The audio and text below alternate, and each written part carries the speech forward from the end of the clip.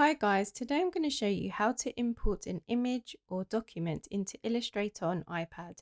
So first, if you click on this icon, you can then select Photos, and then you can select the image you want and click on Keep Current Selection, and it will appear on your artboard.